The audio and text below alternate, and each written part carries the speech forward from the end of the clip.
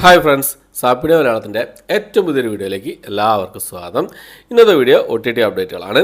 OTT അപ്ഡേറ്റുകൾ എന്ന് പറഞ്ഞാൽ ഇന്ന് രാത്രി 12 മണിക്ക് ശേഷം റിലീസ് ചെയ്യാൻ തയ്യാറെടുക്കുന്ന സിനിമകളും കഴിഞ്ഞ ആഴ്ച റിലീസ് ചെയ്തിരിക്കുന്ന സിനിമകളുടെയും കംപ്ലീറ്റ് ലിസ്റ്റുകളാണ്. അതായത് ജനുവരി മാസം 8-ാം തീയതി മുതൽ 14-ാം തീയതി വരെ, അതായത് ഇന്ന് വരെ റിലീസ് ചെയ്തിരിക്കുന്ന സിനിമകളും സീരീസുകളും, അതുകൂടാതെ ഇന്ന് രാത്രി 12 മണിക്ക് ശേഷം റിലീസ് ചെയ്യുന്ന സിനിമകളും സീരീസുകളാണ് ഇന്നത്തെ വീഡിയോ നമ്മൾ പരിശോധിക്കാൻ പോകുന്നത്.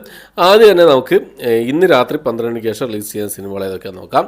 ഒരു സിനിമ മാത്രമേ ഇന്ന് രാത്രി 12 മണിക്ക് ശേഷം റിലീസ് ചെയ്യുന്നതായിട്ടുള്ളൂ. ജോയ് എന്നാണ് സിനിമയുടെ പേര് വരുന്നത്.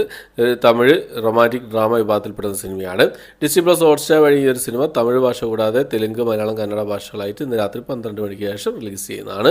ഈ ഒരു തമിഴ് സിനിമ മാത്രമേ ഇന്ന് രാത്രി 12 മണിക്ക് ശേഷം റിലീസ് ചെയ്യുന്നതായിട്ടുള്ളൂ. ഇനി നമുക്ക് ജനുവരി മാസം 8-ാം തീയതി മുതൽ 14-ാം തീയതി വരെ റിലീസ് ചെയ്തിരിക്കുന്ന OTT റിലീസ് ചെയ്തിരിക്കുന്ന സിനിമകളും സീരീസുകളും ഏതൊക്കെയെന്ന് നോക്കാം.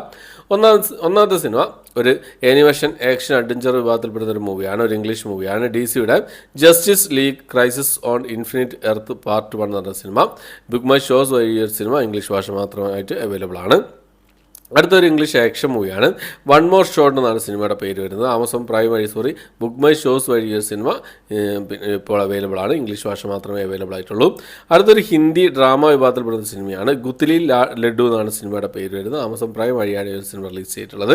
അടുത്തൊരു സീരീസാണ്. മാർവൽ സിനിമാറ്റിക് യൂണിവേഴ്സിൽ നിന്ന് റിലീസ് ചെയ്ത ഒരു സീരീസാണ് എക്കോ എന്ന് പറഞ്ഞ സീരീസ്. ഇംഗ്ലീഷ് ഭാഷ കൂടാതെ തമിഴ്, തെലുങ്ക്, ഹിന്ദി ഭാഷകളായിട്ട് ഡിസ്നി പ്ലസ് ഹോട്ട്സ്റ്റാർ വഴിയാണ് ഈ ഒരു സീരീസ് റിലീസ് ചെയ്തിട്ടുള്ളത്. ഈ സിനിമയുടെ റിവ്യൂ സീരീസിൻ്റെ റിവ്യൂ ഞാൻ ചെയ്തിട്ടുണ്ട്.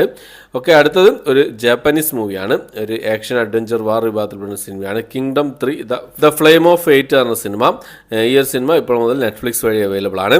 അടുത്തൊരു സീരീസാണ്. ഒരു കോമഡി ഡ്രാമ ത്രില്ലർ വിഭാഗത്തിൽപ്പെടുന്ന സീരീസാണ്. ഹിന്ദി സീരീസാണ്. കില്ലർ സൂപ്പ് എന്നാണ് സീരീസിൻ്റെ പേര് വരുന്നത്. ഹിന്ദി ഭാഷ കൂടാതെ തെലുങ്ക്, തമിഴ്, മലയാളം ഭാഷകളിൽ ഈ സിനിമ ഈ ഒരു സീരീസ് നെറ്റ്ഫ്ലിക്സ് വഴി റിലീസ് ചെയ്തിട്ടുണ്ട്. സീരീസിൻ്റെ റിവ്യൂ ഞാൻ ചെയ്തിട്ടുണ്ട്. അടുത്തത് ഒരു തെലുങ്ക് മൂവിയാണ്.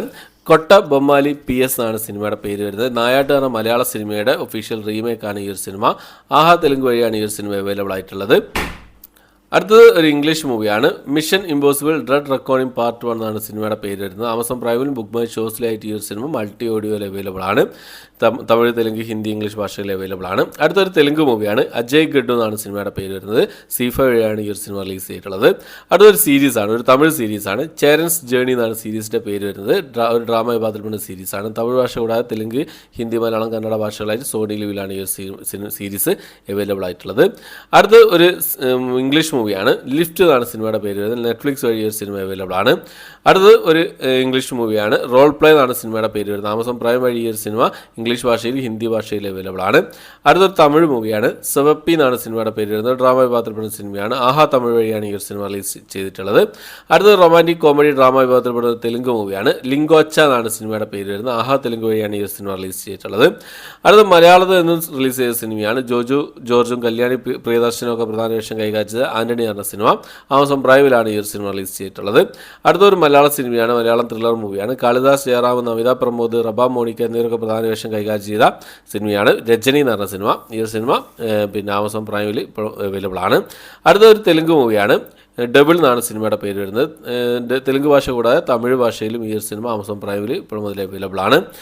അടുത്തത് ഒരു ഡ്രാമ ത്രില്ലർ വിഭാഗത്തിൽപ്പെടുന്ന തെലുങ്ക് മൂവിയാണ്. ദ ട്രയൽ എന്നാണ് സിനിമയുടെ പേര് വരുന്നത്. ആമസോൺ പ്രൈമിലാണ് ഈ സിനിമ റിലീസ് ചെയ്തതായിട്ടുള്ളത്.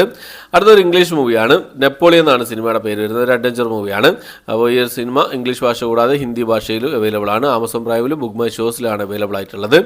അടുത്തൊരു മലയാളം മൂവിയാണ്. മുണ്ട്രോ തുരുത്ത് എന്നാണ് സിനിമയുടെ പേര് വരുന്നത്. മനോരമ മാക്സ്, അതുപോലെ തന്നെ യൂട്യൂബ്, ഈ OTT പ്ലാറ്റ്ഫോമിലായിട്ടാണ് ഈ ഒരു സിനിമ റിലീസ് ചെയ്തിട്ടുള്ളത്. അടുത്തൊരു തമിഴ് ഹൊറർ ത്രില്ലർ വിഭാഗത്തിൽപ്പെട്ട സിനിമയാണ്. ജെന്നി എന്നാണ് സിനിമയുടെ പേര് വരുന്നത്. MX പ്ലെയർ വഴിയാണ് ഈ ഒരു സിനിമ റിലീസ് ചെയ്തിട്ടുള്ളത്.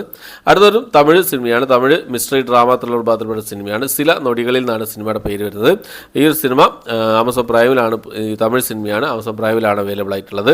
അപ്പോൾ ഇത്രയും സിനിമകളും സീരീസുകളാണ്. 22 റിലീസുകളാണ് ഈ കഴിഞ്ഞ ആഴ്ച ജനുവരി മാസം 8-ാം തീയതി മുതൽ 14-ാം തീയതി വരെ റിലീസ് ചെയ്തതായിട്ടുള്ള കംപ്ലീറ്റ് ലിസ്റ്റിൽ ഉൾപ്പെടുത്തിയിട്ടുള്ളത്. അപ്പോൾ ഈ ലിസ്റ്റിൽ ഏതൊക്കെ സിനിമകളും സീരീസുകളാണ് നിങ്ങൾ കണ്ടത്, അതിനെക്കുറിച്ചുള്ള അഭിപ്രായങ്ങളും കാര്യങ്ങളൊക്കെ കമൻറ്റ് ബോക്സിൽ രേഖപ്പെടുത്താൻ ശ്രമിക്കാം. ഓക്കെ, അപ്പോൾ ഇത്രയാണ് ഇന്നത്തെ വീഡിയോ. എൻ്റെ വീഡിയോ ഇഷ്ടപ്പെട്ടെങ്കിൽ ലൈക്ക് ചെയ്യാനും ഷെയർ ചെയ്യാനും സബ്സ്ക്രൈബ് ചെയ്യാനും മറക്കാതിരിക്കുക. ഏറ്റവും പുതിയൊരു വീഡിയോ ആയിട്ട് വരുന്നതായിരിക്കും. ബൈ.